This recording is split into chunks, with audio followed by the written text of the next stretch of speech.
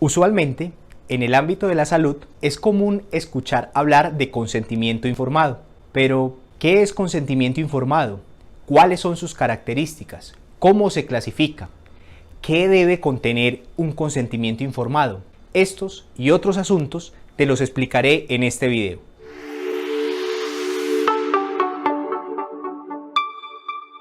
Hola, mi nombre es José Manuel Flores Ramos, soy abogado con especialización en Derecho Médico y además soy profesional de la salud.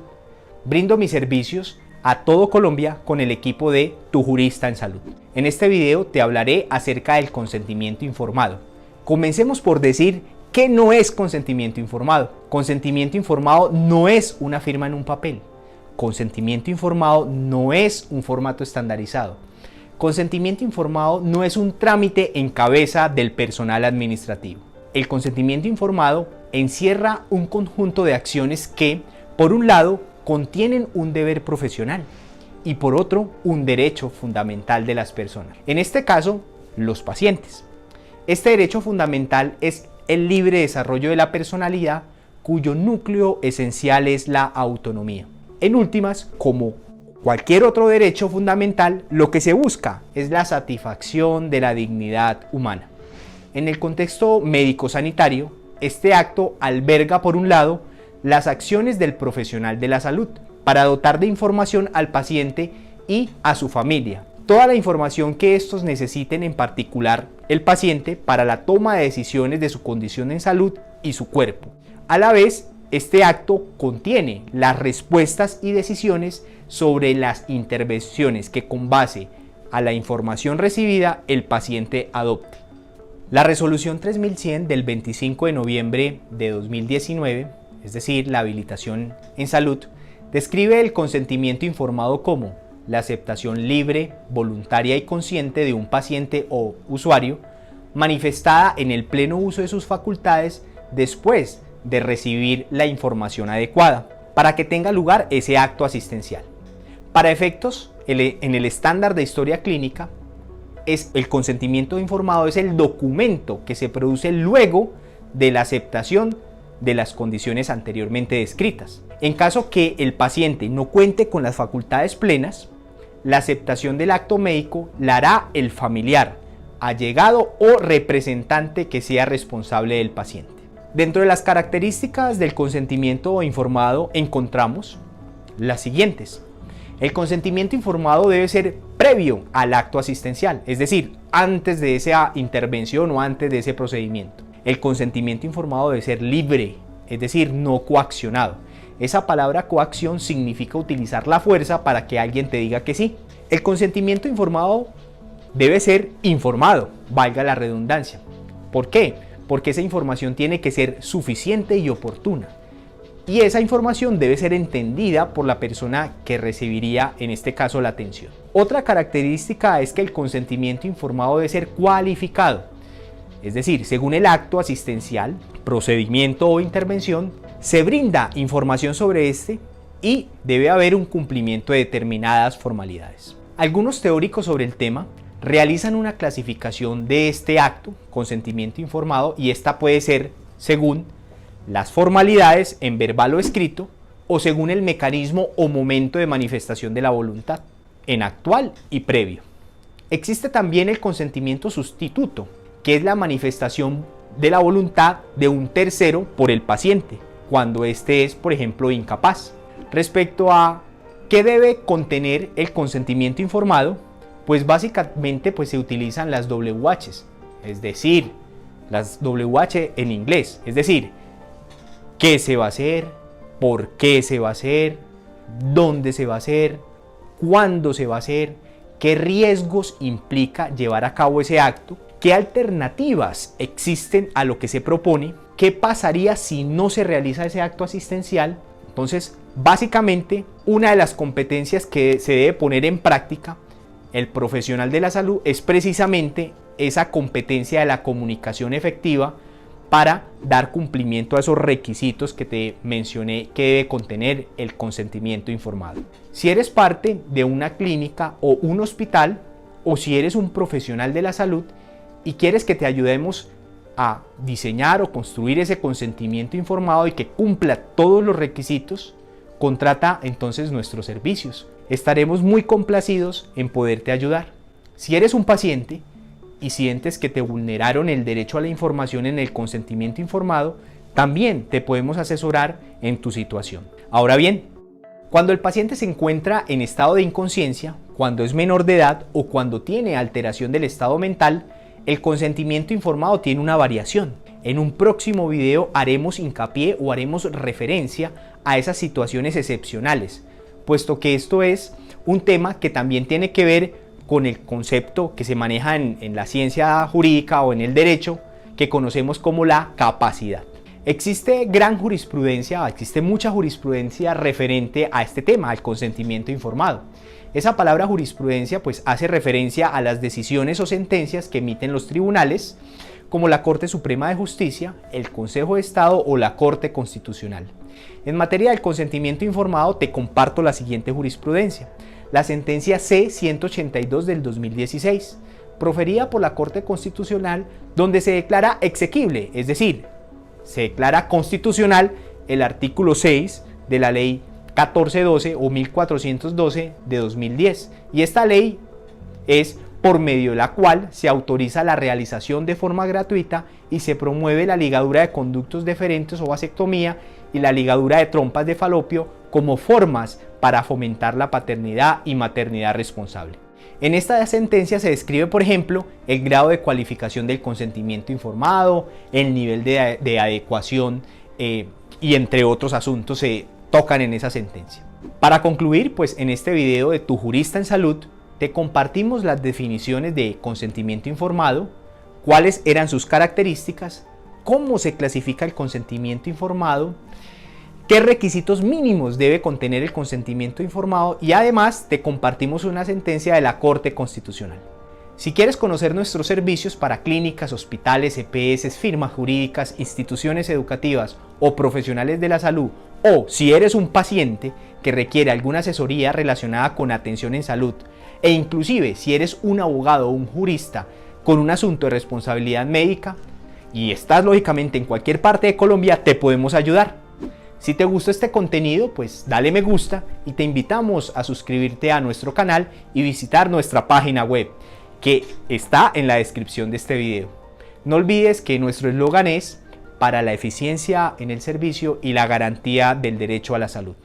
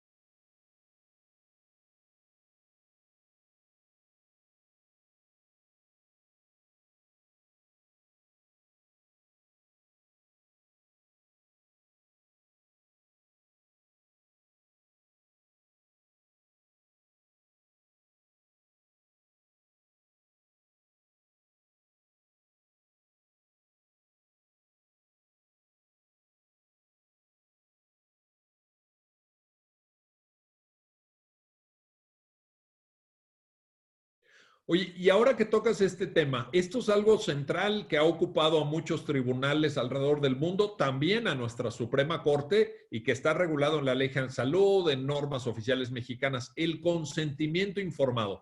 Porque naturalmente cuando uno acude ante un profesional de la medicina, cuando uno pues tiene que practicarse, incluso imaginemos en el peor caso, pues una cirugía, hay un ámbito de incertidumbre. Es decir, pues si tú no eres médico, no sabes exactamente qué te van a hacer, cuál va a ser el proceso de recuperación, cuál es el porcentaje de riesgo o de incluso de fallecimiento, porque también hay un porcentaje de posibilidades de que no la libres en una atención quirúrgica, por ejemplo. Entonces, ¿qué papel juega? Bueno, primero, ¿qué es? Y luego, ¿qué papel juega en todo esto que estamos hablando de la malpraxis médica? El consentimiento informado que mencionabas, eso. Bueno, mira, en términos muy generales, sin el propósito de abondar tanto, pues el consentimiento informado consiste en la obligación que tiene el médico de hacerle saber al paciente los procedimientos, bueno, primero el padecimiento, los procedimientos y la posibilidad de resultados respecto de la enfermedad o la iatrogenia que está presentando. Esto significa que, bueno, pues tendrá la obligación el médico de explicarle, dice la Ley General de Salud, detalladamente cuál es el padecimiento que tiene, pero además también la Ley General de Salud establece que con un lenguaje apropiado. ¿Por qué? Porque el lenguaje de los médicos es muy técnico, ¿no? Entonces, pues no todos entendemos lo que dice. Entonces, explicarle lo más detalladamente posible con un lenguaje que resulte de fácil comprensión, de qué se trata el padecimiento, cuál es el procedimiento que le van a llevar a cabo, y cuál es la posibilidad de obtener un resultado exitoso o no. Ojo, porque no en todos los casos se puede dar un consentimiento informado porque simplemente es imposible realizarlo y es cuando entra el médico con toda su responsabilidad a poner todo su conocimiento. Me refiero, por ejemplo, a que el consentimiento informado está pensado en una cirugía programada, donde el paciente pues sabe que tiene y hay posibilidades de que mañana pasado, dentro de un mes, etcétera, se pueda dar la intervención, la invasión, como dicen los médicos, al cuerpo. Y bueno, pues el médico le informa y le dice.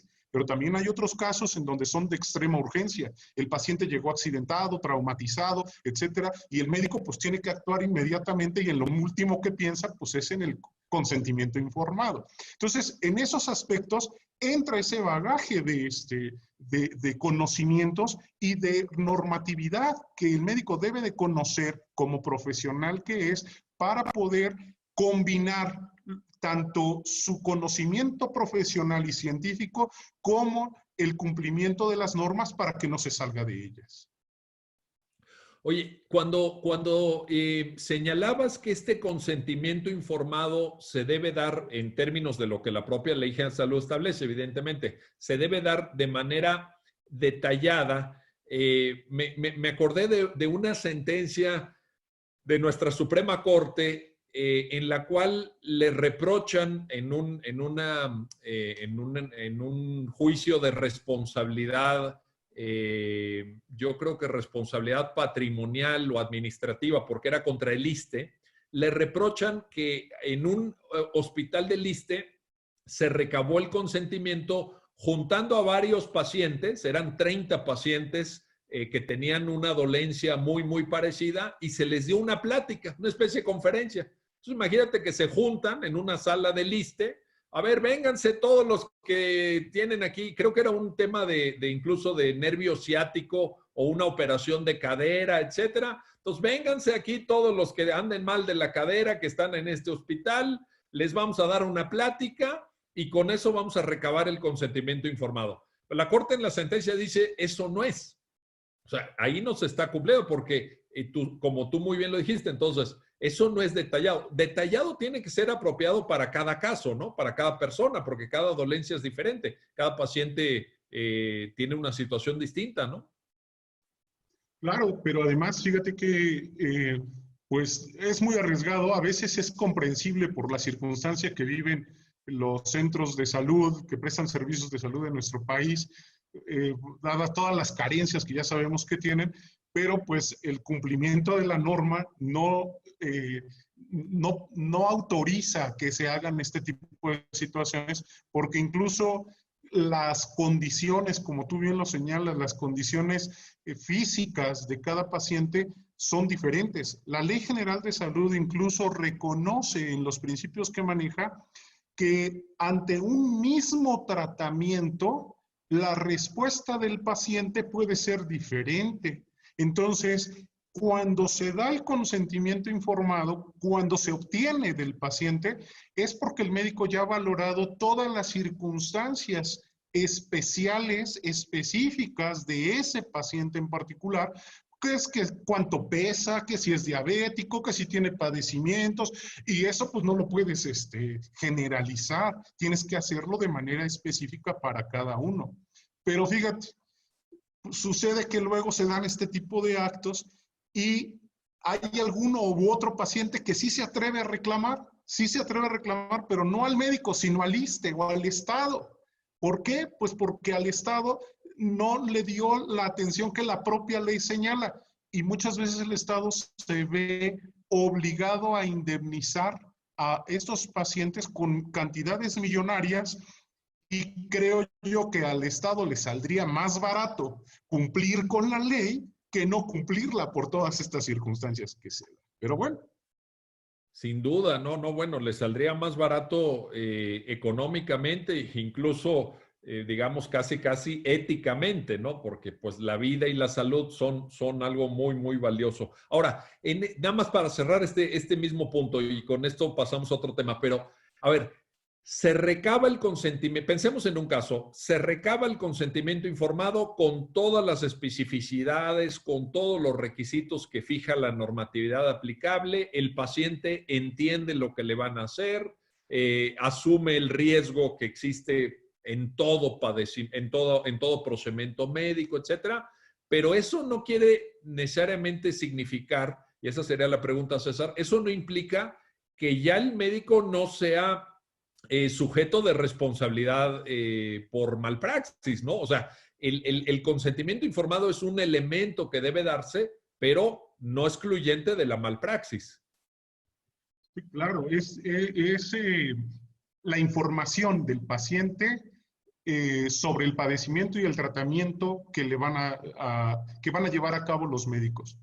Pero cuando ese procedimiento se desarrolla, cuando ese tratamiento se desarrolla, ahí puede venir el error, ahí puede venir la malpraxis, la negligencia, incluso, fíjate Miguel, lo que hemos visto en algunos casos, en donde ha habido error de diagnóstico, que ya la Corte nos ha dicho en una jurisprudencia cómo se especifica el error de diagnóstico, y hay consentimiento informado.